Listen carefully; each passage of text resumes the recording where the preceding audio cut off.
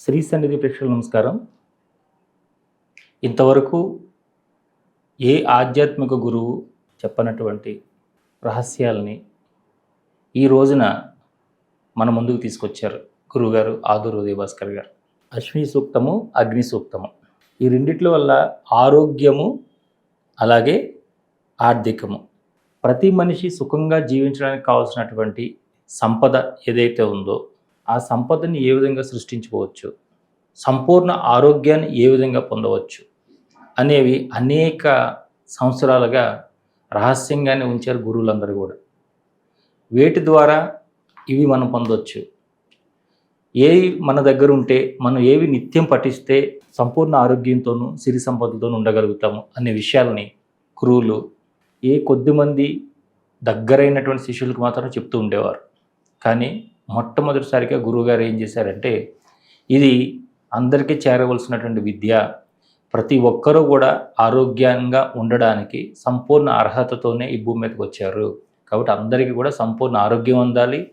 వారు ఎదుర్కొంటున్నటువంటి ఏవైతే ఆర్థిక సమస్యలు ఉన్నాయో వాటన్నిటి నుంచి బయటపడాలి, సంపూర్ణంగా వారు సమృద్ధిగా సిరి సంపదతో ఉండాలి అనే ఉద్దేశంతో గురుగారు ఈ అశ్విని సూక్తము, అగ్ని సూక్తము రెండింటిని కలిపి తీసుకొచ్చారు. ఈ పేర్ల పైన అశ్విని సూక్తం, అగ్ని సూక్తం పెట్టినా, వాటి గురించి ఇచ్చినా, ఇంకా లోపల రహస్యంగా ఎన్నో రకాల సాధనలు కూడా దీంట్లో పొందుపరిచారు. అయితే ఈ గ్రంథం ఈ రోజున మన ముందుకు రావడం నిజంగా మనందరం కూడా చాలా చాలా అదృష్టవంతులని చెప్పాలి. ఎన్నో పెద్ద పెద్ద గ్రంథాలు మన దగ్గర కొన్ని వందల పేజీలు, వేల పేజీలు ఉన్న వాటిలో నుంచి మనం చదివి జ్ఞానాన్ని తీసుకునేంత సమయం ఈ రోజుల్లో ఎవరికి ఉండట్లేదు. దాన్ని అతి సరళంగా చాలా చిన్న పుస్తకంలో మనం నిత్యం పఠించే విధంగా తీసుకొచ్చారు గురువుగారు. ఇలాంటి గొప్ప గ్రంథాన్ని మనకు అందించినటువంటి గురువుగారికి ముందుగా కృతజ్ఞతలు తెలియజేసుకుంటూ, దీని లోపల ఏమున్నాయి, ఏ మర్మాలు ఉన్నాయి, ఏ రహస్యాలు ఉన్నాయి విషయాల్ని ఇప్పుడు మనం తెలుసుకుందాం. నమస్కారం గురుగారు. నమస్కారం. చాలా సంతోషం అండి. శ్రీ సన్నిధి ప్రేక్షకులకి శుభాకాంక్షలు. గురుగారు, ముందుగా మనం ఈ అశ్విని సూక్తం, అగ్ని సూక్తం ఈ గ్రంథం లోపలికి వెళ్ళే ముందు అసలు సూక్తం అంటే ఏంటి గురుగారు? సూక్తం అంటే వేద మంత్రాలతో కూడినటువంటి సూక్తం అన్నమాట. అది 12 శ్లోకాలుగా వ్యాసులు వారు దీన్ని దర్శించి మన ఈ సంసారంలోంచి బయటపడడానికి, అంటే ఈ జనన మరణ ఈతి బాధల నుంచి బయటపడడానికి మనకి మహాభారతం కానీ రామాయణం కానీ మరి కొన్ని వేల శ్లోకాలతో కూడింది. దాంట్లో సారాంశం ఏముందో ఆ మొత్తం వేద సారాంశం 12 శ్లోకాల్లోనే 12 మంత్రాల్లోనే ఇచ్చేసారు. సూక్తము అంటే మంత్రము అంటాం అనమాట. 12టిని 12 మంత్రాలు అంటారు. అంటే గురుగారు, ఇప్పుడు ఈ గ్రంథాన్ని అసలు మేము ఎందుకు చదవాలి అని అంటే మీరు దీని గురించి ఏమేమి చెప్తారు గురుగారు? మనకి ప్రస్తుతం అనారోగ్య సమస్య అందరినీ పీడిస్తోంది.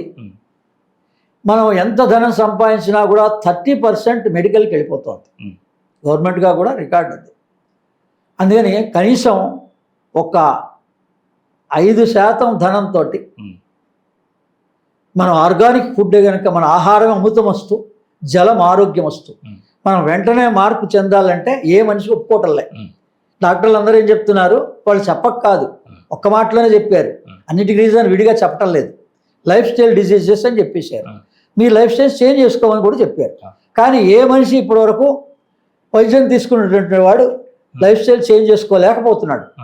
అందుకని ఇటువంటి మానసిక స్థితిని దివ్యౌ సుపర్ణౌ విరజౌ విమానౌ ఒక్క శ్లోకంలోనే మనం సాధన ఎందుకు చేయాలి, మన రజోగుణాన్ని ఎలా నివారణ చేసుకోవచ్చు, మన సాత్విక గుణమే కనుక కలిగితే, మనం సాత్వికమైన పదార్థాలని స్వీకరిస్తే సగం రోగం కేవలం ఆ సూక్తాలని పఠించినంత మాత్రం చేత ఆ మంత్ర ప్రభావంతో మానసిక స్థితిలో మార్పు వస్తుంది. అందుకోసం పఠించాలి. అలా కావాలనుకున్న వాడు పఠించవచ్చు. ఇక్కడితో నా సాధన అయిపోయింది, ఇక్కడితో నా సాధనకి పరిపక్వత వచ్చేసింది, నేను సాధన అయిపోయింది, కంప్లీట్ అయిపోయింది అన్నట్టు కాకుండా మీరు ప్రతిసారి ఇంకొక స్టెప్ అట్లా ఎందుకని అలా వెళ్తుంది? అంటే మీ కంటికి కనిపించేటువంటి వాళ్ళంతా కూడా ఏ యోగాభ్యాసంలో ఉన్నా, యోగ ధ్యానంలో లక్షల కోట్ల మంది ఉన్నారు. వీళ్ళందరూ కూడా ఆజ్ఞాచక్రం వరకే కదండి వచ్చింది. కుండలిని జాగృతం చేస్తున్నారు వాళ్ళు. కుండలిని జాగృతంతో చేస్తే అది పైకి వెళ్ళి కిందికే వస్తుంది మళ్ళీ. పైకి వెళ్ళడానికి లేదు ఇంక అది. కానీ ఇక్కడ ఏం చెప్పాము, 12 చక్రాలు ఉన్నాయన్నాం. ఆజ్ఞ పైన కాంతి చక్రాలు ఉన్నాయి. కాంతి చక్రాల్లో గమనం దివ్యౌ సుపర్ణో విరజో విమానం. విమాన మార్గంలో మిమ్మల్ని కాంతి చక్రాల్లో యాస్ట్రల్ ట్రావెల్ చేయాలి అంటే మీరు పరమ గురువుల యొక్క అనుగ్రహం లేనిది కలగదు. స్థూలమైనటువంటి గురువు కొంతవరకే మిమ్మల్ని ఇక్కడి వరకే ప్రయాణం చేయించగలుగుతాడు. అందుకని నేను ప్రస్తుతం ఈ భూమి మీద ఉన్నటువంటి మామూలు గురువులు ఎలాగో ఉన్నారు, సత్సంగపరులు, వాళ్ళతో ఏమి ఉపయోగం పొందాలో పొందుతున్నాం. కానీ ఈ అనంతమైన ప్రయాణం ఎప్పటికీ అవదు. ఈ అనంత ప్రయాణం ఆజ్ఞ నుంచి ద్వాదశాంతం వరకు అది వాళ్ళ అనుగ్రహం. ఎప్పుడెప్పుడు ఏ చక్రాన్ని దాటిస్తారు ఆ విషయాల్ని ఈ అశ్విని సూక్తం ద్వారా 12 చక్రాల యొక్క రహస్యాన్ని తెలియజేశారు. మరి ఇంతవరకు ఏ పుస్తకాల్లో ఎంతవరకు రాశాం మనం? 7 చక్రాల వరకే రాశాం. ఆజ్ఞాచక్రం, సహస్రారం వరకే రాశాం. మరి ఇవి రాయలేదు కదా. అలా విద్య అనంతం అండి. విద్యాయామృతం అస్తుతే అనే విద్య అనంతం. అంటే మీరు ఇప్పుడు ఇచ్చారు కదా గురుగారు ఈ అశ్విని సూక్తం.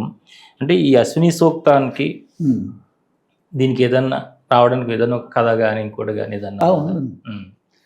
దానికి దౌమ్యుడు ఉపమన్యుడు అని దీనికి ఒక కథ ఉంది. అంటే అప్పట్లో ఈ వేద పాఠశాలలాగా వాళ్ళు ఆశ్రమాలను నిర్వహించేవాళ్ళు కదా. దౌమ్యుడు ఋషి, ఆయన దగ్గరికి కొత్తగా వచ్చినటువంటి ఉపమన్యుడు అనే శిష్యుడు వచ్చాడు. ఆయన్ని పరీక్షించడం కోసమని గ్రామాల్లోకి వెళ్ళి గ్రామాల్లోని వాళ్ళ గోవుల్ని నువ్వు వెళ్ళి మేపుకొనిరా సాయంత్రం వరకు, కానీ నువ్వు ఏ ఆహారం తీసుకోకూడదు, నియమం అది మొట్టమొదట. అలా మొదటి రోజు అయింది. సరే ఆహారం తీసుకోవద్దుగా అన్నాడు కదా అని ఆ గోవుల పాలు తాగాడు. పాలు తాగి తను ఏదో కడుపు నింపుకున్నాడు మొదటి రోజు. సాయంత్రం వచ్చిన తర్వాత గురువుగారు అడిగారు, మరి ఏమి ఆహారం తీసుకున్నావు? నేను తీసుకోవద్దన్నాను కదా అని. అంటే పాలు తీసుకున్నా అన్నాడు. అవి కూడా మన ఆవులు కావు కదా, అది గ్రామంలో వాళ్ళ ఆవులు, పాలు కూడా తీసుకోకూడదు, నువ్వు నియమం పాటించాలి అన్నాడు. రెండో రోజు ఏం చేశాడు, పాలు లేకపోతే వాటి నురుగు తాగాడు. అలా అది కూడా వద్దని చెప్పాడు. ఇక మూడో రోజుకి ఇంకేమీ దొరకక ఆకులు అలమలు తినడం మొదలుపెట్టాడు. అందులో జిల్లేడు చెట్టు దగ్గరికి వెళ్ళి జిల్లేడు ఆకులు తుంపేటప్పటికి ఆ పాలు వచ్చి కళ్ళల్లో పడ్డాయి. దాంతో కళ్ళు పోయినాయి, గుడ్డివాడు అయినాడు. ఇంకా అలానే మేపుకుంటూ ఆ ఆవుల్ని తీసుకొస్తూ ఉంటే దారిలో పాడుపడిన గోతిలో పడ్డాడు. మరి సాయంత్రం అయిపోయింది, శిష్యుడు రాలేదు. గురుగారు ఎక్కడ వెళ్ళాడు ఏమిటని దివ్య దృష్టితో చూశారు. చూసి ఆ గొయ్యి దగ్గరికి, నూతి దగ్గరికి వచ్చి శిష్యుడిని ఈ అశ్విని సూక్తాన్ని పఠించు అన్నారనమాట. ఆ రకంగా ఈ అశ్విని సూక్తం ఆ దౌమ్యుడు ఉపమన్యుడు వల్ల లోకానికి అందింది. అంటే ఎలాంటి ఇబ్బందుల్లో ఉన్నా, అంటే భౌతికంగా వాళ్ళకు ఉండే శారీరకమైనటువంటి సమస్యలు ఎలాంటి వాటిల్లో ఉన్నా కానీ అశ్విని సూక్త పఠనం ద్వారా బయటపడుతుంది. సంపూర్ణంగా ఆరోగ్యాన్ని, సంపూర్ణ ఆరోగ్యం, ఆరోగ్యంతో పాటు ఆ అశ్విని దేవతలు ఈయన అనుగ్రహించి జ్యోతిర్విద్యనిచ్చారు, అమృత భాండాన్ని ఇచ్చారు అనమాట. అమృతత్వాన్ని ప్రదానం చేశారు. అందులో 7వ శ్లోకంలో ఉంటుంది అమృతత్వం అని. వాళ్ళు సంతోషించి ఈ సూక్తాన్ని పఠించినందుకు, వేద మంత్రాలని పఠించినందుకు, గురుముఖత, అందుకని ఇది గురుముఖత పఠించినందుకు మళ్ళీ ఆ గురువుకే వాళ్ళు ఇచ్చినటువంటి అమృతత్వాన్ని మొదట ప్రదానం చేశాడు. తను తీసుకోలేదు. గురువు మళ్ళీ ఆశీర్వదించి శిష్యుడికి, అంటే దాని ద్వారా ఏమొస్తుందంటే జ్యోతిర్విద్య, వేదానికి కన్ను వంటిది జ్యోతిర్విద్య. జ్యోతిష్ శాస్త్రం వేరండి, జ్యోతిర్విద్య వేరు. మళ్ళీ జ్యోతిర్విద్య అనగానే మళ్ళీ జ్యోతిష్యం చెప్తారేమో అనుకోకూడదు. జ్యోతిర్విద్య వేరు. ఆ జ్యోతిర్విద్య వేదానికే మూలం. అది కనుక తెలిస్తే సర్వ వేదాలు కూడా మనకి అవగతం అవుతాయి. ఉన్న 4 వేదాలలో ఉన్న సారాంశం అంతా కూడా మనకు అర్థమైపోతుంది. అటువంటి విద్య ఈ జ్యోతిర్విద్య ఈ అశ్విని సూక్తాల ద్వారా మనకు కూడా అందుతుంది. మనం కూడా దాన్ని విద్యగా తీసుకుంటే, అందుకని దీన్ని 3 భాగాలుగా తీసుకోవచ్చు. అశ్విని దేవతలుగా కొలవచ్చు, వాళ్ళు సూక్ష్మంగా ఉంటారు. తథాస్తు దేవతలు ఉదయము సాయంత్రం సంధ్యా సమయాల్లో గనక మనం ఏదన్నా దేవతల్ని ప్రార్థన చేస్తే వాళ్ళు తథాస్తు అంటారు. మనకు శుభం కలుగు కాక, ఉమ్, మనం ఏ కష్టంలో ఉన్నామో ఆ కష్టం నుంచి బయటపడుగు కాక. ఉమ్, అది దేవతలుగా ఎందుకంటే పైన దేవతలు వీళ్ళు 33 దేవతల్లో పై దేవతలు వీళ్ళే కాబట్టి దేవతలుగా కూడా భావించవచ్చు వాళ్ళని. రెండోది ఉదయం సాయంత్రం సంధ్యా సమయాల్లో మనం దాన్ని పఠించవచ్చు. విద్యగా పొందినప్పుడు మాత్రం గురు ద్వారా నియమాలుగా మరి ఉపమన్యుడికి ఎలా అయితే దీక్ష ఇచ్చి నియమాలుగా ఉమ్, ఈ విద్యను అందించాడో ఉమ్, మనం కూడా ఓ గురువు దగ్గర ఉమ్, దీక్షగా విద్యను పొందాలి. అవునండి. అప్పుడు అది అశ్విని విద్య అవుతుంది. ఉమ్, అందుకోసం ఈ 3 పేర్లు ఒకదానికే ఉమ్, 12 శ్లోకాలకే 3 పేర్లు ఉన్నాయి. ఓకే. ఈ అశ్విని సూక్త స్తోత్రంలో ఉన్నటువంటి మంత్రాలు కాస్త అట్ల వివరాలు అంటే దీనిలో గ్రంథంలో మీరు ఇచ్చే పూర్తిగాను ఏదైనా ఉదాహరణగా 2-3 అయినా చెప్తారు. మొదట మనం ఆ స్తోత్రం చేద్దాం. అశ్విని దేవతల్ని ప్రపూర్వగౌ పూర్వజౌ చిత్రభానో గిరా వాసం సామితం సాహినంతౌ దివ్యౌ సుపర్ణౌ విరజో విమానౌ అధిక్షిపంతౌ భువనాని విశ్వా హిరణ్మయో శకుని సాంపరాయో నాసచ్చదస్రౌ సునసౌ వైజయంతౌ శుక్రం వయంతౌ తరసా సువేమ్న వదిష్యయంతా వసితం వివస్వతః గ్రస్తాం సుపర్ణస్య బలేన వర్తికాం అముంచతామశ్వినో సౌభగాయ తావత్సువృత్తో అనమంతమాయ వసత్తమాయ అనురాగవ ఉదాహవన్ షష్టిశ్చ గావః త్రిశశ్చ ధేనవః ఏకం వత్సం సువతీ దంతు హంతి నానాగోష్ఠ్యా విహితా ఏకదోహన తావశ్వినో దుహతోగముఖ్యం ఏకాం నాభిం సప్తశత అరాశ్రిత ప్రతిష్వన్యా వింశతి అర్పిత అరా అనేమి చక్రం పరివర్తతే అజరం మాయాశ్వినో సమనక్తి చక్షణి ఏకం చక్రం వర్తతే ద్వాదశారం షణ్ణాభి ఏకాక్షమృతస్య దారం అస్మిన్ దేవా అధి విశ్వే విశద్ తావశ్వినముంచతో మా విషీదతం అశ్వినా విందుమమృతం వృత్తభూయో తిరోధత్తామశ్వినో దాసపత్ని హిత్వా గిరిమశ్వినో గాముదాచరంతౌ తద్దుష్టిమహ్నా ప్రస్తుతో బలస్య యువాం దిశౌ జనయదో దశాగ్రే సమానం ఊర్ధిరదయానం తియంతి యాతమృషయో అనుప్రయాంతి దేవా మనుష్యా క్షితిమాచరంతి యువాం వర్ణాన్ వికురుదో విశ్వరూపాన్ తే అధిక్షిపంతే భువనాని విశ్వా తే భానవో అనుప్యుతాచరంతి దేవా మనుష్యా క్షితిమాచరంతి తౌనా సచ్చ అశ్వినా వామహేమ సృజం చయాం వివృతస్పుష్కరస్య తౌనా సచ్చ అమృతావృత ఋతే దేవా తత్ప్రపదేన సూతే ముఖేన గర్భం లభితాం యువానో గతాసురే తత్ప్రపదేన సూతే సజ్జౌ జాతో మాతరమత్తి గర్భ తావశ్వినో ముంచతో మా విషీదతం స్తోతుం న శక్నోమి గుణైర్భవంతౌ చక్షుర్విహీనపతి సంభ్రమోహ దుర్గేహ హస్మిన్ పరితోస్మి కూపే యువాం శరణ్యో శరణం ప్రపద్యే. మొట్టమొదటి మంత్రంలోనే సర్వ విద్య అంతా ఉంది. ప్రపూర్వగౌ పూర్వజౌ చిత్రభానో గిరా వాసం సామి తపసాహినంతౌ దివ్యౌ సుపర్ణౌ విరజౌ విమానౌ. ఒక్క చరణాన్ని మనం బాగా నిరంతరం స్మరిస్తూ ఉంటే దివ్యౌ సుపర్ణౌ విరజౌ విమానౌ. విరజౌ అంటే ప్రతి జీవుడు కూడా రజోగుణంతో పుడతాడు. మనిషి అనేవాడికి రజోగుణం. ఈ రజోగుణం రజోగుణం లేనటువంటిది మనలో ఉన్న రజోగుణాన్ని తీసేస్తుంది. మనం ఎంత సాధన చేసినా మనం ఈ రాగద్వేషాల్లోనే ఉంటున్నాం. మనంగా ఈ రజోగుణం నుంచి బయటపడలేం. ఇద్దరు మంచివాళ్లే, సరే తమో గుణాన్ని సాధించారు చాలా తక్కువ మంది. పదార్థ రూపేణా కానీ సాధన రూపేణా కానీ వాళ్ళు తమో గుణాన్ని అధిగమించారు. కానీ జీవుడుగా పుట్టినప్పటి నుంచి ఉన్న గుణం మాత్రం పోవట్లేదు, రజోగుణం. ఇది పోయి మన సత్వగుణం అలవడాలి. ఒక బ్రాహ్మలే ఉన్నారు, పదార్థ రూపేణా సత్వగుణమే తింటున్నాం అన్నా కానీ వాళ్ళ రజోగుణం ఉంది. అందుకని ఈ రజోగుణాన్ని ఈ అశ్విని దేవతలు మనలో ఉన్న రజోగుణాన్ని తీసేస్తారు. సత్వగుణం ఉంటే ఇంకా సాత్వికమే. మనకి ఏ కష్టము అనిపించదు, ఏ బాధ అనిపించదు. మనం ఏ పదార్థం తీసుకోవాలో ఆ పదార్థ దోషం కలగకుండా మన మానసిక స్థితిలో మార్పు తెస్తారు అన్నమాట. అలాగే దివ్యం అని అంటే దివ్య లోకాల పైన ఉన్నాయి, 7 లోకాల పైన 7 లోకాల కింద అని చెప్తున్నాం కదా. అవును. ఆ 7 లోకాల్లో విహరించాలంటే మనకి సూక్ష్మ శరీర పరిజ్ఞానం కలగాలి. మనం ఈ దేహంతో వెళ్ళలేం కదా. అవునండి. దివ్యౌ సుపర్ణం అంటే గరుత్మంతుడి లెక్కలాగా, అంటే ఏ మార్గంలో ఉచ్ఛ్వాస నిశ్వాసం.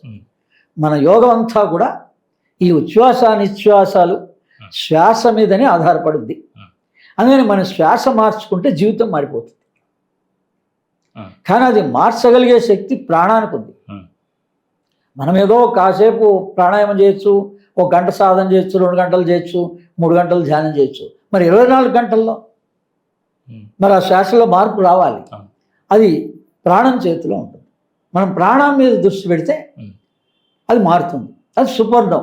అందుకని అది ఉచ్ఛ్వాస నిశ్వాసాలని సూచిస్తోంది.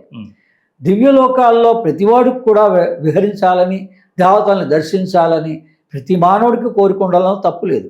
అటువంటి కోరికని తీర్చగలిగేటువంటి దేవతలు అశ్విని దేవతలు.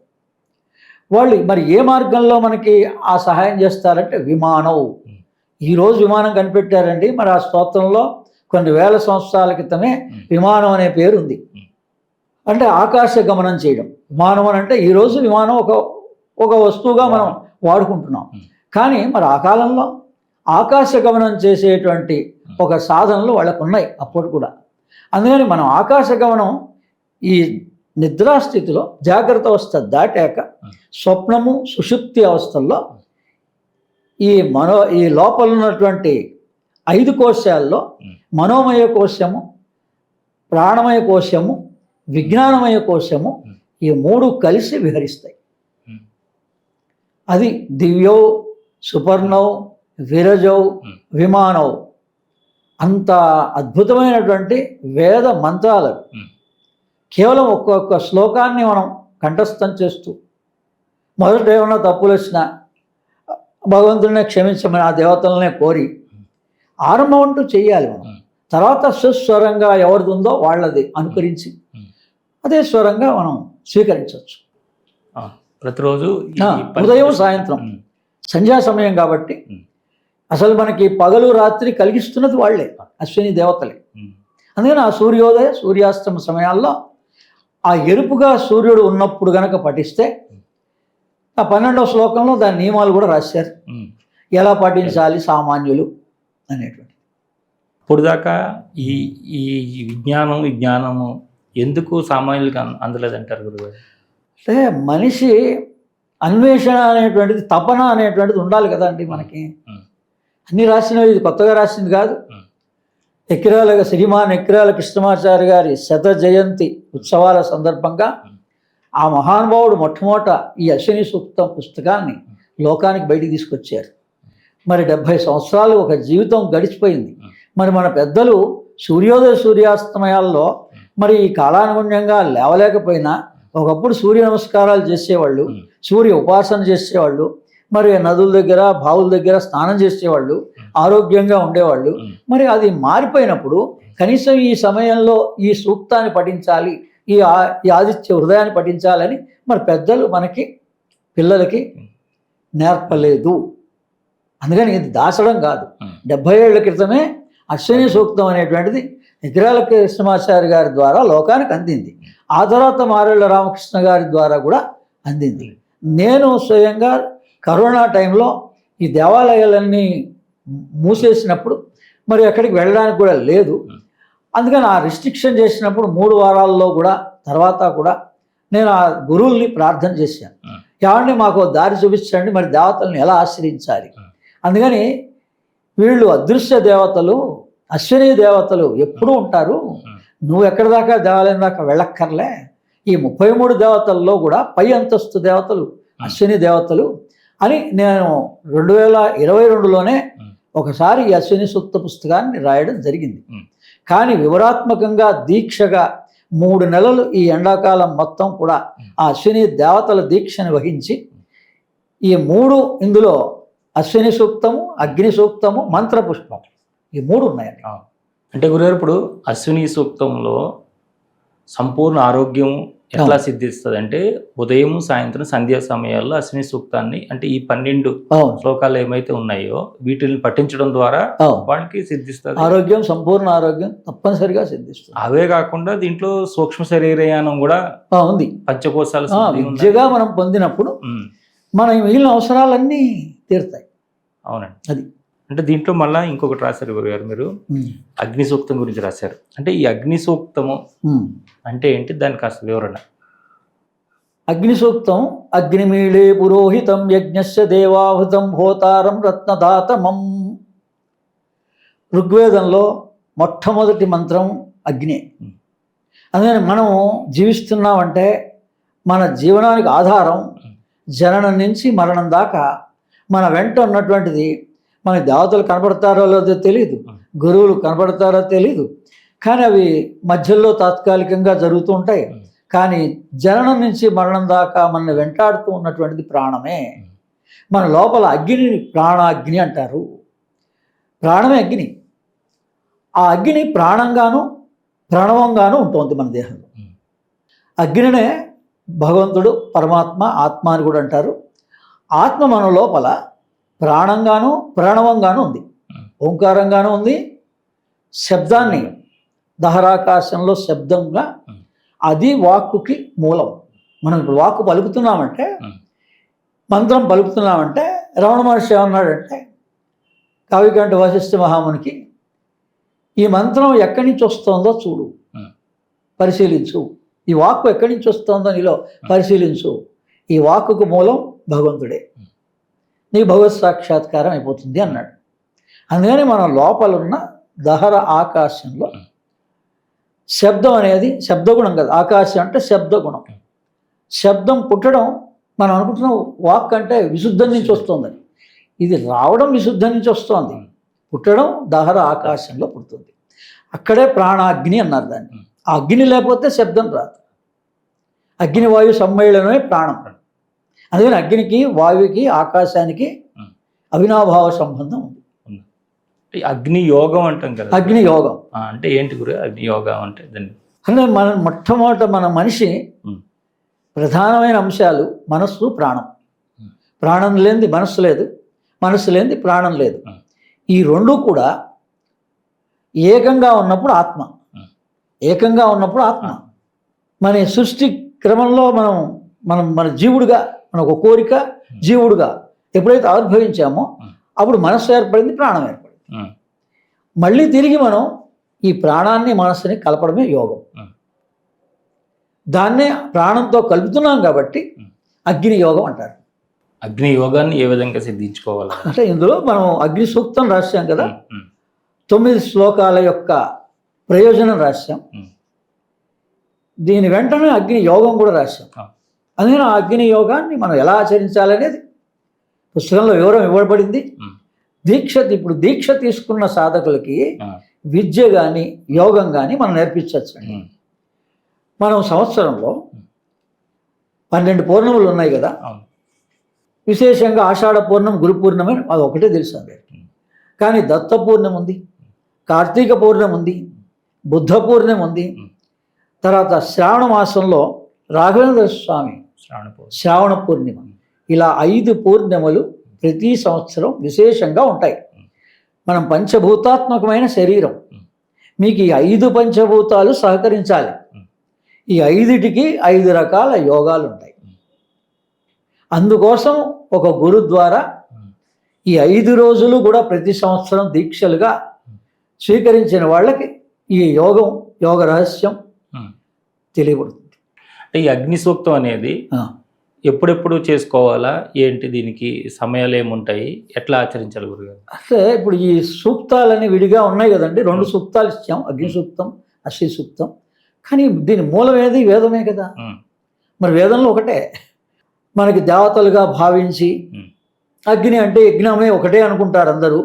అందుకని అలా కాకుండా ఇది వాళ్ళు వ్యాసుల వారు కానీ మహానుభావులు కానీ ఋషులు మనకి విడివిడిగా అందించారు. కానీ మూలంలోకి వెడితే అశ్విని సూక్తము, అగ్ని సూక్తం ఒకటే. అందుకని అది ఏంటి? ఉచ్ఛ్వాస నిశ్వాసలే. అగ్ని అన్నా కూడా ఉచ్ఛ్వాస నిశ్వాసాలని నడిపిస్తున్నది ప్రాణాగ్ని. అందుకని దీన్ని యోగంగా ఎలా చేయాలి అంటే ఈ ఉచ్ఛ్వాసానిశ్వాసాలని సమం చేయడమే సమాన ప్రాణం. మనం అక్కడి వరకు చేస్తే గురువుల యొక్క అనుగ్రహంతో వ్యాన ప్రాణము ఉదాన ప్రాణం యొక్క రహస్యం అది మరోసారి దీక్షగా ఇప్పుడు భరద్వాజుడు, ఇప్పుడు విశ్వామిత్రుడు గాయత్రి దీక్ష వరకే విశ్వామిత్రుడు 3 పాదాల వరకే, అంటే 3 ప్రాణాల వరకే లోకానికి అందించారు రహస్యాన్ని. 4వ పాదం గురించి గాయత్రి మంత్రం కూడా భరద్వాజ ఋషికి ఆయన ఋషి, అందుకని ఆయన ద్వారా మళ్ళీ 4వ పాదము 4వ ప్రాణము వ్యాన ప్రాణం. భగవద్గీతలో ప్రామాణికం చెప్తాడు, నాకు ఇష్టమైన ప్రాణం ఏది 5 వ్యాన ప్రాణం అంటాడు. మరి ఆ వ్యాన ప్రాణం దాకా యోగం చేస్తున్నారు అందరూ. అంటే ఈ విశ్వామిత్రుడి దీక్ష అయిపోయాక భరద్వాజ ఋషి యొక్క దీక్ష కూడా, అంటే 4వ పాదం యొక్క దీక్ష కూడా గాయత్రి మంత్రంలో పొందాలి. అంటే తురియం అనమాట. 4 అంటే అర్థం కేవలం ఆత్మ సాధన కావాలన్నటువంటి గురువులకి శిష్యులకి గురువులు ఆ సాధన ఇస్తారు. అంటే దీంట్లో మంత్రపుష్పం గురించి కూడా చాలా మంత్రపుష్పం కూడా. మంత్రపుష్పం ఏంటంటే ఒక పుష్పము శబ్ద స్పర్శ రూప రస గంధాలు అన్నింటినీ ఇవ్వగలుగుతుంది. అంటే ఆ పుష్పం ద్వారా మనం సువాసనని గ్రహిస్తున్నాం, మధురత్వాన్ని, మరి తుమ్మెదలు వాటిని తీసుకుంటున్నాయి, శబ్దాన్ని ఒక పుష్పం ఉన్నప్పుడు ఆ శబ్దమే మనం ఉచ్చరిస్తున్నాం. అలా ఈ పంచభూతాలకి మాతృకలు పైన మహాభూతాలు శబ్ద స్పర్శ రూపరస గంధాలు. ఈ అన్ని లక్షణాలు మన 6 చక్రాలని విభజింపజేయగలిగే శక్తి మంత్రపుష్పం మంత్రాల్లో ఉంది. అందుకని చివరగా ఈ యోగాలన్నీ చేశాక, పూజలు పునస్కారాలు చేశాక, లేదా పురుష సూక్తం స్త్రీ సూక్తంతో భగవద్ ఆరాధన చేశాక, దేవాలయాల్లో కూడా చిట్ట చివరిలో మన ఇంట్లో కూడా పూజ చేసినప్పుడు చిట్ట చివరిలో మంత్రపుష్పాన్ని అక్షింతలు పుష్పం ఇచ్చి ఆ మంత్రాలని చదువుతారు. అంత విశేషమైంది. మనం గనక శరీరం శుద్ధిగా ఉంటే యమనియమాలు పాటించి గురుముఖత దీక్ష తీసుకొని రెడీగా ఉంటే సాధకుడికి ఈ 5 చక్రాలు మంత్రపుష్పం ద్వారా వికసింపజేయచ్చు. చాలా స్పష్టంగా మన దేహంలో పరమాత్మ ఎక్కడున్నాడు, శిఖా మధ్య ఎక్కడ శిఖలో ఉన్నాడు, పరమాత్మ ఎక్కడున్నాడు, ఈ జీవుడు ఎక్కడున్నాడు, అంత స్పష్టంగా మంత్రపుష్పం చెప్తుంది. అలాగే నారాయణుడు ఎవరు, మీరు ఈశ్వరుడు అనుకోండి, నారాయణుడు అనుకోండి, శివకేశ్వరులు భేదం లేదు. అందుకని ఆ ఈశ్వరుడు నారాయణుడు ఎక్కడున్నాడు, ఆ నారాయణుడు అంతర్బహిష్య వ్యాప్త స్థిత నారాయణ అని చెప్తుంది మంత్రపుష్పం. అంటే నీ బయట లోపల ఏదుంది బయట లోపల వాయువు ఉంది, ఆకాశం ఉంది. మనం అనుకుంటే ఆకాశం పైనే ఉందని, కానీ ప్రతి జీవికి లోపల ఆకాశం ఉంటుంది. మనలో కూడా దహరాకాశం ఉంది, పరాకాశం ఉంది. అందుకని బయట లోపల ఏది వ్యాపించబడింది విస్తృతంగా, అంటే ఈ భూమి కన్నా 3 రెట్లు జలం, జలం కన్నా అగ్ని గొప్పది, విస్తారంగా ఉంటుంది. అలాగే అగ్ని కన్నా వాయువు విస్తారంగా ఉంటుంది, వ్యాప్తి చెంది ఉంటుంది. వాయువు కన్నా ఆకాశం వ్యాప్తి చెంది ఉంటుంది. అందుకని మంత్రపుష్పం ఏం చెప్తోంది, ఏది విస్తారంగా నీ లోపల బయట వ్యాప్తి చెందబడి ఉందో అది నారాయణుడు అంటుంది. అది వాయువు, ఆకాశం. అందుకని అన్ని మతాలు కూడా ఈ వాయువుని, అగ్నిని, ఆకాశాన్నే దేవతలుగా కొలుస్తున్నారు. మంత్రపుష్పం ఈ విజ్ఞానాన్ని అందిస్తుంది, ఈ షట్చక్రాలని ఎలా వికసింపజేసుకోవాలో అందిస్తుంది.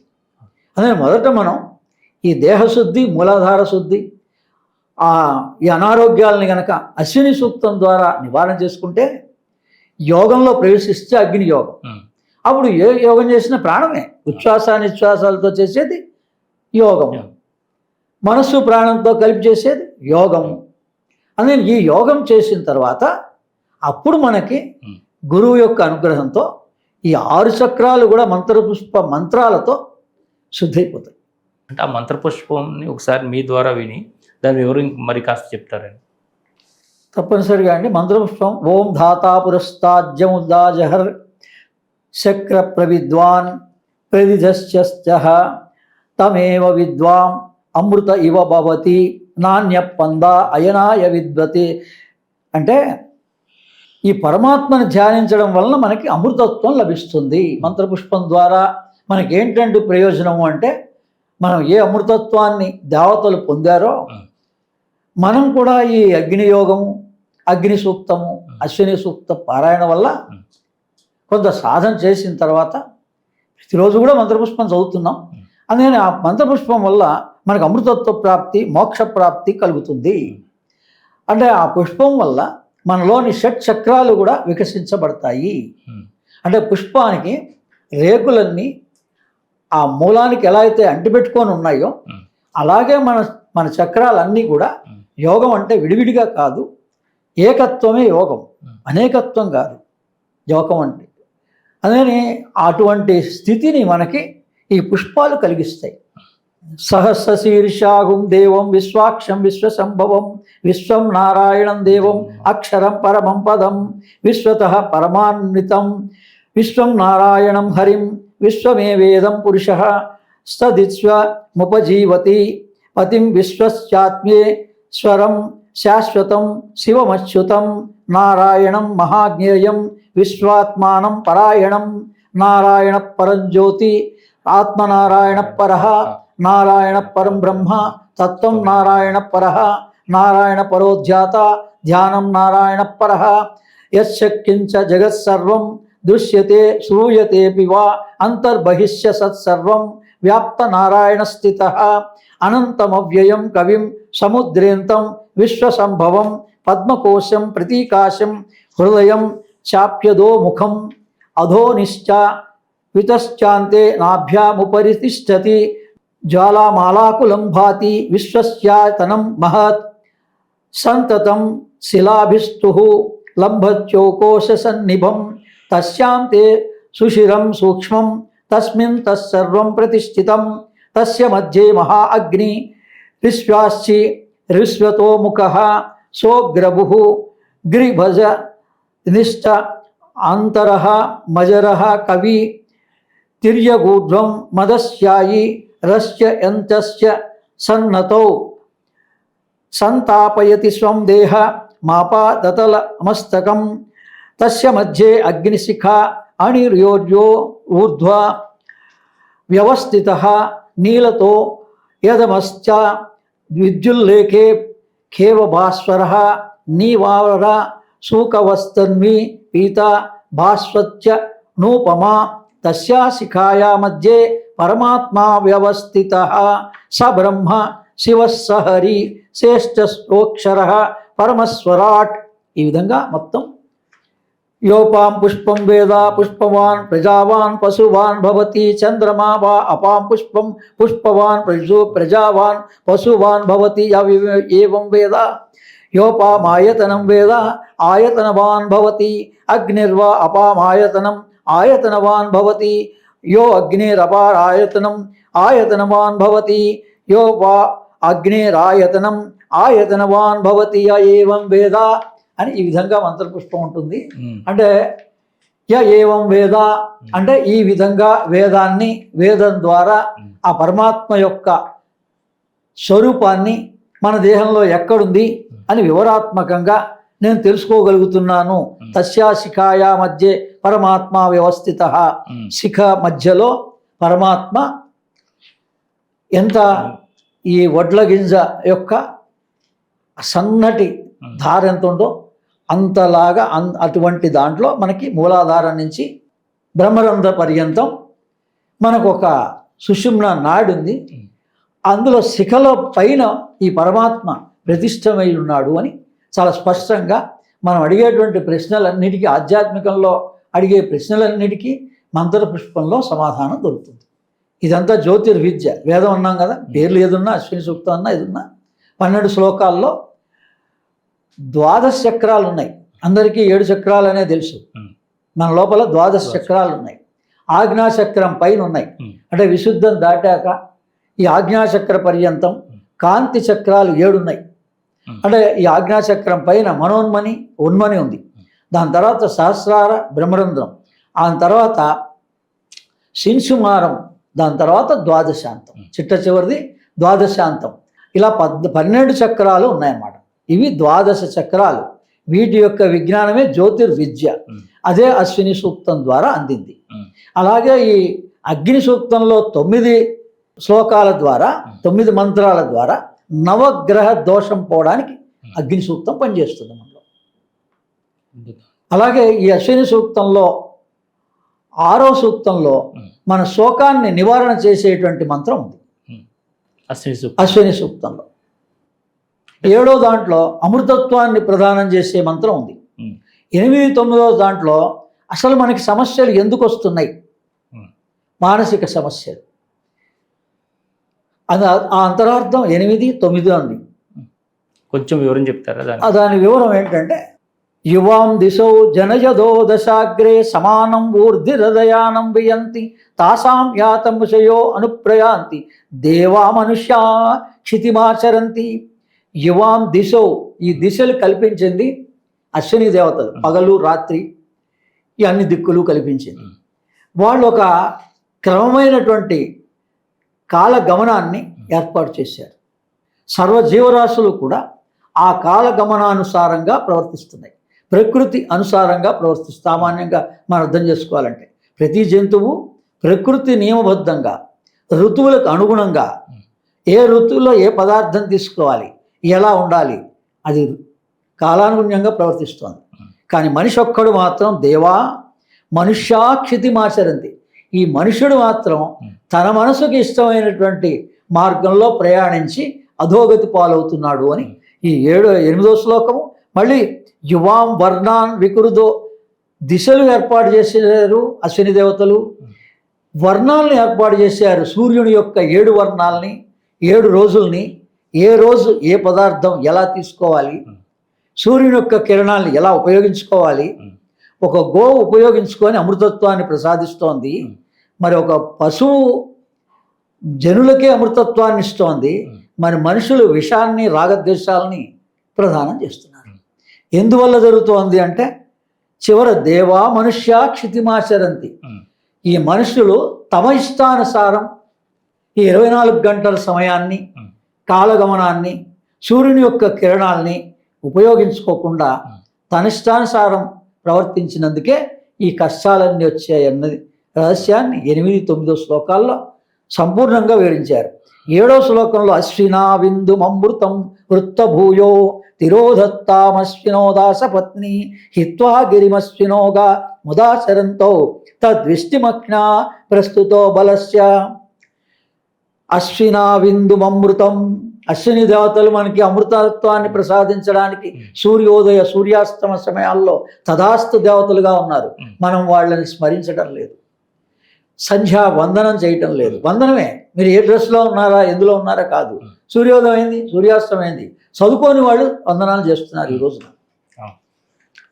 మీరు పోయి ఇంటీరియర్ ఏరియాల్లో కానీ చదువుకోని వాళ్ళని గమనిస్తే వాళ్ళు సూర్యోదయం అయ్యేటప్పటికి, సూర్యాస్తం అయ్యేటప్పటికి ఆ సూర్యుడిని ఉదయం సాయంత్రం ప్రార్థన చేసి తమకు తోచిన విధంగా మనస్సులోనే భావించి వందనం చేస్తున్నారు.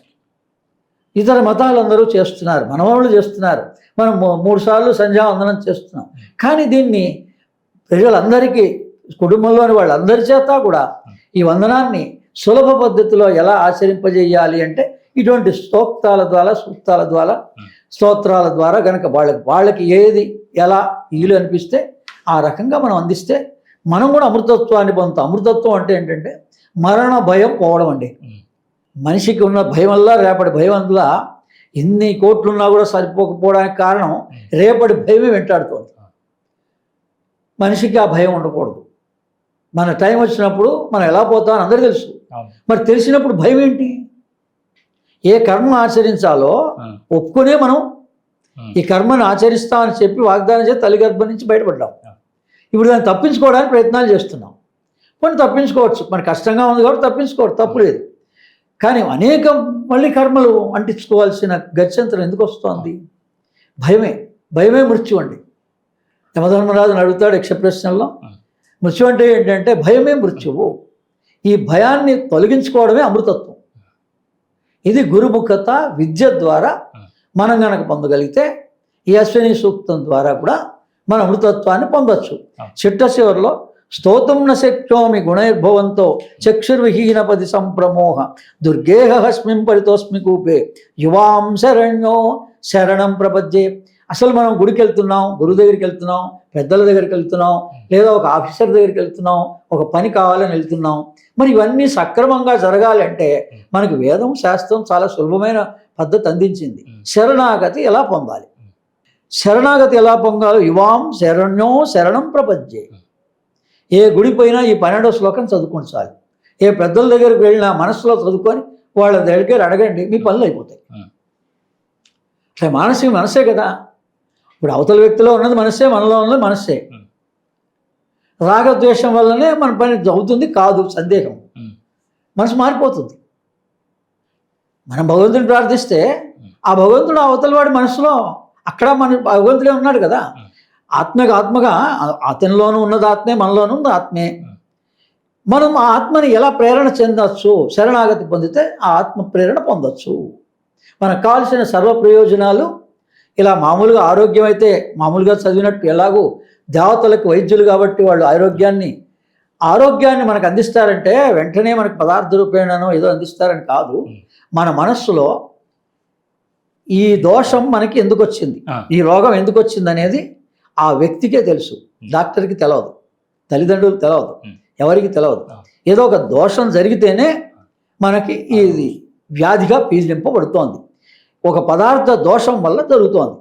ఆ పదార్థం ఏ పదార్థం మన దేహాన్ని పడుతుంది, ఏ పదార్థం పడదు. ఇప్పుడు మినుగులు ఉన్నాయి, అది దోషం. పెసలు ఉన్నాయి, అది మంచిది. మరి మనమేమి తింటున్నాం, 360 రోజులు అవే తింటున్నాం. అందుకని ఈ విచక్షణ జ్ఞానం కలుగుతుంది అనమాట. ఈ స్తోత్రాలు సూక్తాలు పఠిస్తే మనలోనే విచక్షణ జ్ఞానం కలుగుతుంది. నా దేహానికి ఈ పదార్థం పడదు, నాది వాత పిత్త కఫ, నాది వాత శరీరం, నాది కఫ శరీరం, నాది పెద్ద శరీరం. వీడికి తెలవాలి ఈ పాటికి. ఇది అనమాట ఏది దేవా మనుష్య క్షితిమాచరంతి అంటే ఈ విషయాలు తెలుసుకోకుండా డిగ్రీలు చదివేసి ధనం కోసమనే విద్యనంతా పొంది మనం సామాన్యంగా మనం ఎలా జీవించాలి అనేటువంటి ఈ సామాన్యమైన విద్యను పొందలేదు. అందుకని దీన్ని తప్పు మార్గంలో ప్రయాణిస్తున్నాడు అని సూచిస్తోంది. డైరెక్ట్గా అమృతం అంటే భయం పోవడమే అమృతం. సిద్ధింపజేసే విద్య ఇది, సిద్ధింపజేసే విద్య కనిపిస్తూనే ఉన్నాయి కదా. అందులో ఆ మంత్రాలు కనిపిస్తూనే ఉన్నాయి స్పష్టంగా. అందుకని ఎప్పుడైనా శరణాగతి పొందండి ఎవరికైనా కానీ. 12వ శ్లోకాన్ని మొదటి శ్లోకం 12వ శ్లోకం అలా మీ ఇష్టంగా 2-3 శ్లోకాలని మీరు బాగా పట్టినా ఈ స్తోత్రాలని మామూలుగా అయితే ఆదిత్య హృదయం ముమ్మారు పఠించు అని రాసి ఉంటుంది. అగస్త్యులు వారు ఆదిత్య హృదయాన్ని ప్రదానం చేస్తూ ముమ్మారు పఠించు అని రాస్తాడనమాట. అందుకని ఏ సూక్తాన్నైనా 3 సార్లుగా ఉదయం 3 సార్లుగా సాయంత్రం చేస్తే మంచిది. సమయం లేకపోతే ఒకసారి చేసుకోండి. కానీ అలాగే 3 శ్లోకాలని మీరు కనుక బాగా కంఠస్థం చేస్తే వాటిని నిరంతరంగా మీరు స్మరిస్తూ ఉంటే ఇంకా దానికి 24 గంటల్లో ఎప్పుడు కష్టం వచ్చినా, ఎప్పుడు అవసరం వచ్చినా, ఎప్పుడు ఆరోగ్య పరిస్థితి బాగాలేకపోయినా, ఎప్పుడు వాతావరణం ఎండగా ఉంటే మీరు దీన్ని నారాయణని స్మరించండి, చలిగా ఉంటే అగ్నిని స్మరించండి. ఈ విచక్షణ పాటించాలి మనం. దీనిలోనే మీరు స్వరయోగం కూడా ఇచ్చారు కదా గురుగారు. ఇందులో స్వరయోగం ఉంది. నిద్ర లేవగానే మనం ఏ స్వరం నడవాలి ఈ రోజున సింపుల్గా మనకు కావలసినంత స్వరయోగ విజ్ఞానాన్ని అందించాం. అలానే కర్మ ధ్యానాన్ని కూడా అందించాం. అంటే ధ్యానం ద్వారా మీ కర్మల్ని ఎలా నివారణ చేసుకోవచ్చు. అంటే రాత్రి ఇప్పుడు జాగ్రత్త అవస్థ అంతా ఉంది, ఎప్పుడు బిజీనే, కుదరటం లేదు, మంచిదే. కానీ మనకంటూ భగవంతుడు ఈ అశ్విని దేవతలు ఏం సూచిస్తున్నారు, రాత్రి పగలేని కర్మతో కూడింది, రాత్రి నీది, నువ్వు ఆనందంగా జీవించు, రాత్రిపూట ఈ కర్మని గుర్తుపెట్టుకొని పడుకోకు. అందుకని ఏదో ప్రార్థన చేసో, ఏదో ఒక శ్వాస మీద ధ్యాస పెట్టో రాత్రి నిద్రపోయేటప్పుడు నీ మానసిక స్థితిని మార్చుకోగలిగితే నీది ఆనందమైన జీవితం. పగలందరితో పాటు కష్టం ఉండొచ్చు, ఆయా ప్రార్థాలు ఆయా కర్మలు అందరితో పాటు సంసారం భరించవచ్చు, తప్పులేదు. కానీ మనది అంటూ నిద్రాస్థితి అంటే స్వప్నము గాఢ నిద్రాస్థితి మనది. ఆ గాఢ నిద్ర స్థితిలో మనం భగవంతుడికి దగ్గరగా ఉంటాం, తుర్యానికి దగ్గరగా. అందుకని భగవంతుడు మనలో ఉన్న భగవంతుడికి దగ్గరగా మనం ఎప్పుడు వెళ్ళగలుగుతాం, ఎప్పుడు ప్రార్థించగలుగుతాం అంటే గాఢ నిద్రాస్థితులు అవేర్నెస్ ఉండాలి. అందుకని వాటి రెండింటి గురించిన అవేర్నెస్ మనకు ఉంటే దాన్నే యోగంగా, క్రియాయోగంగా, అనేక యోగాలుగా ఈ పేర్లన్నీ ఎందుకు ఇచ్చారంటే, యోగము అంటే కలయిక. ఎవరితో? ఈ ఆత్మ జీవుడితో. అందుకని ఈ లోపలే ఉన్నాడు ఆత్మ. ఈ ఆత్మతో రోజు ఆత్మని కలవచ్చు తురియంలో. అంటే కొన్ని క్షణాల పాటు ప్రతివాడికి భగవంతుడు అనుగ్రహిస్తున్నాడు. ఆ అనుగ్రహించేదాన్ని మనం పొందగలిగితే మన జన్మ ధన్యం. ఒక్క రోజులోనే అమృతత్వ ప్రాప్తి కలుగుతుంది. ఈ రహస్యాన్ని, సూర్యాస్తమయ రహస్యాన్ని, జ్యోతిర్విద్యని గనక గురుముఖత పొందగలిగితే ప్రతిరోజు మీకు అమృతత్వ ప్రాప్తి. ఆ క్షణంలో మీరు మనస్సుని లయం చేయించగలిగితే దేంట్లో లయమైపోతుంది? ఆత్మలో. ఆత్మలో మునిగి బయటకు వస్తే అది అమృతత్వం అయిపోతుంది. ఆ మనస్సు ప్రక్షాళన అయిపోతుందండి. అంటే నిన్నట్లాగా ఉండడు మనిషి, మానసిక స్థితిలో మార్పు చెందుతాడు. బుద్ధుడు ఎలా అయితే చివరిలో ఒక్క రోజులో కనుక కదా ఎవరైనా మార్పు చెందింది, అలా ప్రతి మనిషికి సంభవమే. ప్రతి మనిషికి మన నిన్న దాకా వాడు ఎలాంటి వాడు అనవసరం, కానీ గురువుని ఆశ్రయించి శరణాగతి పొందితే, ఆత్మని శరణాగతి పొందితే భగవద్ అనుగ్రహంగా ఒక్క రోజులోనే ఆ మనిషి యొక్క మానసిక స్థితిలో మార్పు వస్తుంది. అవును గురుగారు. అంటే ఇప్పుడు కర్మ ధ్యానం అంటే ఉదయం ఏదైతే జాగృత అవస్థలో చేసినట్టు కర్మలని అన్నింటిని పక్కన పెట్టేసి రాత్రిపూట మనం ధ్యానం చేస్తూ పడుకోగలిగితే ఆ పితృదేవతలు, మన రాత్రి అంటే పితృదేవతలు కదా, మన ప్రామాణికంగా మనకి పితృలోకము, పితృదేవతలు, ఆ పితృదేవతలకి తర్పణం ఇవ్వడం, ఇవన్నీ అమావాస్యకి ఇవ్వడం ఒక పద్ధతి నేర్పించారండి. ఒకవేళ లేదు నేను మోడర్న్గానే ఉన్నాను, నేను సైంటిఫికల్గానే జీవనాన్ని కొనసాగిస్తున్నాను, ఈ విషయాలన్నీ నాకు ఎవరు చెప్పలేదు అని అనుకుంటే, మనకి సైన్స్ ప్రకారంగానే హయ్యర్ మాస్టర్స్, హిమాలయన్ మాస్టర్స్ పైనంటూ ఒక నక్షత్ర మండలం సైన్స్గా కూడా పరిశోధన అంతా పైనుంచి వస్తుందా కిందన? కొంతకాలం కింద చేసింది, కానీ అన్ని పరిశోధనలు కూడా చంద్రమండలం నుంచి వస్తున్నాయి. అంటే అర్థం ఏంటి? హయ్యర్ మాస్టర్స్ ఏదో ఒక శక్తి ఉంది పైన. మనకి హయ్యర్ మాస్టర్ల పేర్ల వాళ్ళు ఉన్నారు. ఇప్పుడు ఎక్కిరాల కృష్ణమాచారి గారే ఉన్నారు. సిద్ధి పొందిన మహానుభావులంతా కూడా హయ్యర్ మాస్టర్స్ కదా. మరి వాళ్ళని ఎప్పుడు మనం ఆశ్రయించవచ్చు? పగలు కాదు కదా.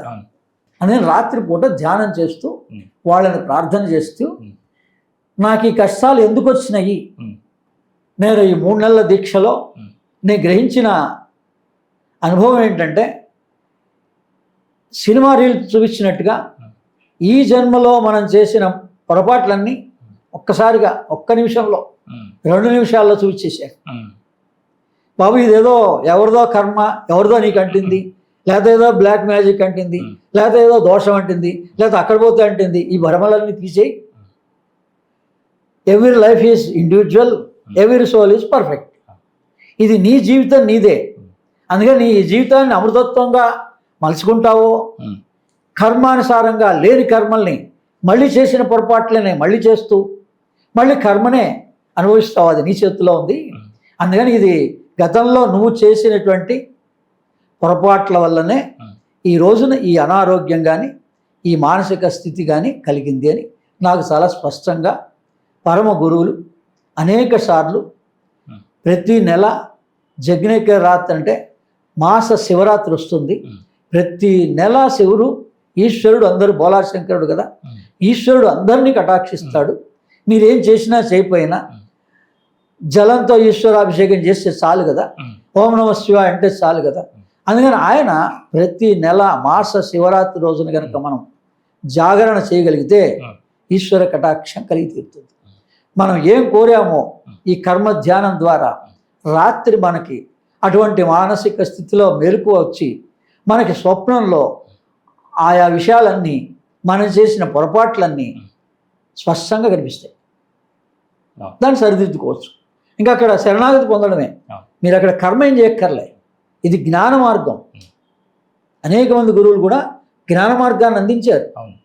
మనం జ్ఞాన మార్గంలో చాలా సూక్ష్మంగా మన కర్మల్ని మనం నివారణ చేసుకోవచ్చు. అదే శరణాగతి పొందే 12వ శ్లోకంలో అంత అంతరార్థం ఉంది, అంత జ్యోతిర్విద్య ఉంది అశ్విని సూక్తంలో. ఇప్పుడు అగ్నియోగం అన్నారు కదా గురుగారు. ఈ అగ్నియోగం అంటే ఇప్పుడు నిత్య అగ్నిహోత్రంలాగా చేసుకుంటూ ఉండడం కూడా ముఖ్యమా దీంట్లోని? అగ్ని అనేటువంటిది 2 విభాగాలుగా ఉంటుందండి. ఒకటి సోలార్ ఫ్లెక్స్, అగ్ని అంటే శక్తి అండి, హీట్ అంటే. సైన్స్లో హీట్ అంటున్నా, మన అగ్ని అన్న ఒకటే. శక్తి, శక్తిని మనం దేంతో కొలుస్తున్నాం? పవర్ని, హార్స్ పవర్, గుర్రంతో. గుర్రాలని 2 రకాలుగా సూచించారు, ఒకటి ఎరుపు రంగు, ఒకటి తెలుపు రంగు అని. అంటే మన లోపల అగ్ని 2 భాగాలుగా ఉందని సూచించారు. ఒకటి తెలుపుది ఆధ్యాత్మిక అగ్ని, రెండోది ఎరుపు అగ్ని. మీరు బయట అడిగేటువంటిది యజ్ఞ కార్యక్రమంగా చేసేటువంటిది ఎరుపు రంగు, సూర్యునిలో ఉన్నటువంటి అగ్నికి సంబంధించిన కర్మకాండ ప్రక్రియ. కానీ దానికన్నా పై అంతస్తులోది ఆధ్యాత్మిక అగ్ని, ప్రాణాగ్ని. మనం ప్రాణాగ్ని, భగవద్గీత కూడా ఏం చెప్పింది? ప్రాణంతో మీరు అగ్నిని, ప్రాణ అపానాలని రగిలించండి అని చెప్పింది. ప్రాణంతో చేసేటువంటి సాధన, ఆధ్యాత్మికమైనటువంటి సాధనని అసలైన ప్రాణాగ్ని అంటారు. ఇది మామూలు స్థూల అగ్ని కన్నా గొప్పది, సూక్ష్మ అగ్ని. ఎప్పుడైనా స్థూలం కన్నా సూక్ష్మం గొప్పది. కాబట్టి మనకి అంత సమయం అవసరం లేదు. ఈ పగలు 4 గంటలు 5 గంటలు చేసేయగలిగేంత ఈ ప్రక్రియ కర్మకాండ అంత అవసరం లేకుండా మనం స్పష్టంగా మనకి ఏం కావాలి, దానికి కావాల్సిన జ్ఞానం ఏది అని గురుముఖత అడిగి తెలుసుకొని ఆ జ్ఞానాన్ని కనుక మనం ఆశ్రయించి సబ్జెక్ట్ నాలెడ్జ్ మొదట పొందిన తర్వాత ప్రాక్టికల్లోకి రాగలిగితే టెక్నిక్ కూడా ఈ పుస్తకంలో ఉంది. మన అందరిలాగా ఆనందమైన జీవితాన్ని కూడా అనుభవించవచ్చు. అంటే దీని ద్వారా వాళ్ళకి అంటే ప్రాపంచంగా ఉన్నటువంటి కోరికల్లో కానీ ప్రాపంచంగా ఉండే ఈ శరీరానికి సంబంధించినవైనా, లేదంటే వాళ్ళు అంటే ఇది చాలా స్పష్టంగా మొదట అశ్విని సూక్తం శరీరాన్ని శుద్ధి చేసేస్తుంది. అగ్ని సూక్తం మీ కోరికల్ని, అవసరాలని అగ్నిమీళే పురోహితం యజ్ఞస్య దేవావుతం హోతారం రత్నదాతమం, రత్నాల్ని ప్రసాదం చేస్తుందిట. ఋగ్వేదంలోని మంత్రం కదా ఇది, మొట్టమొదటి ఋగ్వేద మంత్రం అన్నమాట. రత్నములు అంటే సూర్య కిరణములు. యావత్ ప్రపంచం అంతా కూడా ఈ 7 లోకాలు కానీ 7 కాంటినెంట్స్ కానీ ఇవన్నీ కూడా దేని మీద ఆధారపడి ఉన్నాయి? సూర్యుని యొక్క కిరణాల మీద ఆధారపడి ఉన్నాయి. మన దేహంలో కూడా ఈ 7 చక్రాల యొక్క వికసనం చెందితే ఈ మధ్యలోకి వచ్చేటప్పటికల్లా అనాహత చక్రం దగ్గరికి వచ్చేటప్పటికి లక్ష్మీ కటాక్షం అనేటువంటిది, లక్ష్మీదేవి స్థానం ఎక్కడుందండి? నారాయణుడు లక్ష్మి హృదయం దగ్గర ఉంది, డయాఫ్రమ్ దగ్గర ఉంది. అందుకని మీరు డయాఫ్రమేటిక్ బ్రీదింగ్ చేస్తే మీరు యోగ ప్రక్రియలో, యోగ మార్గంలో అగ్ని సూక్తాన్ని కనుక మీరు ఉపయోగించుకుంటే మీకు కావాల్సిన సంపద అంతా కూడా వస్తుంది. తద్వారా మనం ఆనందమైన జీవితాన్ని పొందేటువంటి అవకాశం ఈ అగ్ని సూక్త పారాయణ వల్ల ఉంది. అశ్విని సూక్తం మీకు రోగాన్ని నివారణ చేస్తుంది. మొట్టమొదటి దేవతలు కదా, అశ్విని దేవతలు. అందుకని మొదట ఆ 2 పేర్లే ప్రధానంగా పైన హెడ్డింగ్లో ఇవ్వడం జరిగింది. విద్యగా పొందినవాడు ఆ 6 ఒకటి తర్వాత ఒకటి గురు ద్వారా దీక్షగా పొందుతాడు. ఎవరైనా సాధనలోకి వచ్చినప్పుడు నీకు దీని ద్వారా ముక్తి దొరుకుతుంది, మోక్షం దొరుకుతుంది, ఇవన్నీ ఈ మిగతా కోరికలన్నీ నెరవేరు చెప్పడం వల్ల వాళ్ళు ఇప్పుడున్న సమస్యలు తీరాలి కదా. తీరుతాయండి, అన్ని తీరుతాయి. తీరిన తర్వాత కదా మనం భగవంతుడి మీద నమ్మకం పెట్టాలి. ఇదంతా కూడా వ్యాసుల వారు కదా అందించింది. అగ్ని సూక్తం అయితే విశ్వామిత్రుని కొడుకు మధుశ్చంద్రుడు అందించాడు. దర్శించారు వాళ్ళు దర్శించి లోకానికి అందించారు. అందుకని దీనికి మొట్టమొదట్లో ఆదిలో 2 ఋషులు ఉంటారు మనకి, భృగువు అంగీరసుడు అని. అవి ఏంటంటే అలా పేర్లు పెట్టారు. ఆ అంగీరసుడు అంటే ఈ అంగాలలో ఉన్న శక్తి. మనం శక్తివంతంగా పనిచేయాలన్నా, మన కోరికలు నెరవేరాలన్నా మన అంగాలన్నీ శక్తివంతంగా ఉండాలి. దాని పేరు అంగీరసుడు. ఈ భృగువు అంగీరసుడే ఈ అగ్నిని ఆరాధించేట వాళ్ళు. ఈ 2 ఋషులు కూడా అలాగే బ్రహ్మ కూడా సృష్టి చేయాలన్నప్పుడు అగ్నిని ఆరాధించి సృష్టి కార్యక్రమం చేశాడు. అందుకని ఇది వేద ప్రామాణికమైంది. అగ్ని సూక్తము ఋగ్వేదంలోని మొట్టమొదటి మంత్రము. కనీసం మొట్టమొదటి మంత్రం చదువుకున్న అగ్నిమీలే పురోహితం యజ్ఞస్య దేవాహుతం హోతారం రత్నధాతమం రిపీటెడ్గా చదువుకున్నా మనకి ఏ అవసరం ఉన్నా కూడా ఆ మొట్టమొదటి దాన్ని మనస్సులో స్మరిస్తూ మనం ఆ పని చేస్తే తప్పనిసరిగా ఆ అనుగ్రహం కలిగి తీరుతుంది, భగవద్ అనుగ్రహం. అంటే ఇప్పుడు ఋషులు దర్శించినటువంటివి వాళ్ళు మనకి ఇస్తూ వస్తున్నారండి. అవును. అంటే ఈ ఋషి సాంప్రదాయంగా వస్తున్నటువంటి వీటిల్ని ఈ గ్రంథాల రూపంలో చదువుకోవడం వల్ల ఏమైనా దోషం ఉందా? దోషం పుస్తకం దాకా వచ్చిందంటేనే అందరికీ విస్తృతంగా అందించడమే ప్రధానంగా అందింది. అని మొట్టమొదట 70 ఏళ్ల క్రితమే చెప్పాం కదా, శ్రీమాన్ ఎక్కిరాల కృష్ణమాచారి గారి ద్వారా లోకానికి అశ్విని సూక్తం, అగ్ని సూక్తం అందింది. నేను ఆయన కృతజ్ఞతగా వారి వ్యాఖ్యానాన్ని, నా అనుభవాన్ని, నా సాధనల్ని, నా క్రియాయోగ సాధనల్ని, మంత్రపుష్పాన్ని కూడా కలిపి ఒక పుస్తకంగా నేను అందించాను. అంటే అశ్విని అగ్ని సూక్తం అనే గ్రంథాన్ని మాస్టర్ ఈకే గారు ఈకే గారు ప్రధానంగా ఆయన కృతజ్ఞతగా వారి సత్యజోత్సవాల సందర్భంగా వారికి కృతజ్ఞతగా ఈ గ్రంథాన్ని ఈ రోజున మొత్తాన్ని లోకానికి అందిస్తుంది. దీనిలో చాలా విషయాలు ఉన్నాయి చదివి అర్థం చేసుకోవాల్సినవి. ఇప్పుడు చదువుతున్నప్పుడు మాకు చాలా డౌట్లు వస్తాయి. మరి డౌట్లు వచ్చినప్పుడు ఎవరిని అడగాల? అగస్త్య స్పిరిచువల్ ఆర్గనైజేషన్ ఒకటి, రెండోది నాకంటూ ఉన్నవి 2 వెబ్సైట్స్ అండి, గాయత్రి పరాలలితాంబ.com. ఈ 2 వెబ్సైట్స్లో వెళ్ళి ఆ అడ్మిన్ ఉన్నారు ప్రధానమైన వాళ్ళు, వాళ్ళని మీరు మొదట సంప్రదించాక నా దగ్గరకు వచ్చి దీక్ష తీసుకోవచ్చు. వివరంగా ఒక్కొక్కటి దీక్షగా సాధన చేస్తూ అన్ని వివరాలు తెలుసుకోవచ్చు. మనం ఇంటర్వ్యూలోనే తర్వాత ఒక్కొక్కటి సపరేట్గా ఇంటర్వ్యూస్ ఇద్దాం. స్థూల సూక్ష్మ కారణ శరీరాలని, ఈ 3 శరీరాలు కూడా ఈ సూక్తాల ద్వారా శుద్ధి అయ్యే అందులో వివరం ఇచ్చాం. ఇందులో ఒక టాపిక్ సూక్ష్మదేహం గురించిన పరిజ్ఞానాన్ని మొదటిసారి పుస్తకంలో వివరం ఇవ్వడం జరిగింది. చాలా సంతోషం గురుగారు, చాలా మంచి విషయాలు చెప్పారు. ఇప్పుడు ఈ అశ్విని అగ్ని సూక్తం అనే ఈ గ్రంథము శ్రీ సన్నిధిలో అందుబాటులో ఉంది, గురువుగారి దగ్గర కూడా అందుబాటులో ఉన్నది. కాబట్టి మీకు ఎవరికి కావాల్సినా కూడా మీకు స్క్రీన్ మీద ఉన్నటువంటి నెంబర్స్కి మీరు మీ యొక్క అడ్రస్ని వాట్సాప్ చేస్తే మిగతా వివరాలన్నీ కూడా పంపిస్తారు. అలాగే ఈ గ్రంథానికి సంబంధించినటువంటి మీకు చదువుతున్నప్పుడు, దీన్ని పఠిస్తున్నప్పుడు ఒక దీక్షగా మీరు తీసుకోవాలనుకున్నప్పుడు మాత్రం గురువు గారిని సంప్రదించండి. ఇలాంటి గ్రంథాలు మరెన్నో వారి నుంచి రావాలి. ఈ వచ్చినటువంటి గ్రంథాన్ని మీరు అందరూ కూడా సద్వినియోగం చేసుకోవాలని కోరుకుంటూ మరొక ఇంటర్వ్యూలో మళ్ళీ కలుసుకుందాం. అంతవరకు చూస్తున్నాండి శ్రీ సన్నిధి టీవీ. నమస్కారం.